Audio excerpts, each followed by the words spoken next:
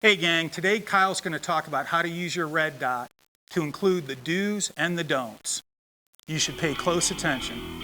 Hey, Kyle Defoor here. Today we're talking about red dots out here on the range. Red dots, far and away the most popular optic that goes on a carbine, whether it's 5.56 or 7.62. The 1-to-4 powered scope is gaining traction, but the red dot definitely makes a big difference. A couple of things to think about with a red dot. I'm of the generation, and I was fortunate enough to be in the military when the red dot got introduced. We were using Aimpoint 3000s and 5000s in the early and mid 90s. Jerry Barnhart brought us the Bushnell Hollow Point mid 90s, 95, 96-ish, and from that developed the EOTech. Since then, EOTech and Aimpoint have been far and away the most popular things the military uses. And one thing you should think about with how important a red dot is that almost every member of every infantry unit in the military has deployed to Afghanistan and Iraq with a red dot. It's a single point of reference instead of 2 points of reference like an iron sight, and makes a big difference in speed and accuracy. So now we're going to talk about the important factors on all those things. All right, first off, your iron sights. I've kind of mentioned this in a couple of other segments. Make sure they're zeroed and they're ready. You do not necessarily need flip down irons. Right now, I'm going to go with these sights up because a lot of guys have fixed sights front and rear. We're going to talk about it. Okay, we got three different variations of red dots here. Here is the EOTech, and the one I recommend. This is the EXPS. It has a built-in 1/4 inch riser. More on that later, and most importantly, a quick release mount. This is an Aimpoint Micro T with a quick release mount. These are your two most popular ones on the market. Now, I bring this one out. This is an older EOTech because I want to point out something to you. It does not have a quick release on it, so if something should happen to it and you need to shoot your irons, you could shoot looking through the window, but what if the screen is cracked or covered with mud or whatever? So I like that. Also, it doesn't have a riser on it. If you look at these two here, these two have risers, and it makes them a little bit higher. This one's a little bit lower. So let's talk about that for a minute. I take a red dot that has a riser on it, and I put it onto the rail system. Remember, when you put it on, just like with a scope, you'll have a little bit of play in here. We want to push it all the way forward and then lock the QD mount down.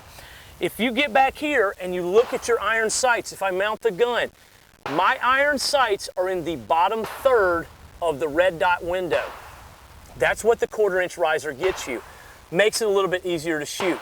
Now, the reason you can have fixed iron sights and still shoot this is that when you zero the red dot, you'll zero it looking over the top of your iron sight. There's a lot of confusion nowadays on what CoWitnessing means. And some people that are new to the game are under the impression that you're using the iron sights in conjunction with a red dot, and that is not the case. Remember, if your iron sights are up or you have a fixed iron sight front and rear, you're simply looking over the top of it at your red dot. You're zeroing your red dot independently. Now, let's talk about what CoWitnessing really is. That's a term that I kind of would say the military has the most definition into because we were the ones using these things a long time ago. Here's what we mean by CoWitnessing. My iron sights are completely zeroed right now. So I will get behind the gun and get on target, and I will aim at a target. My buddy will come off to the left here. I'll turn the red dot on, and I'm going to have him with a screwdriver work the up, down, left, right adjustments, and I'm going to tell him to adjust the red dot until it's sitting on top of my front sight post. That's what CoWitnessing is. What that does is it makes it so I don't have to go back and forth zeroing the optic so much. So once it's there and I'm good to go, I'll then shoot the red dot looking over the top of the iron.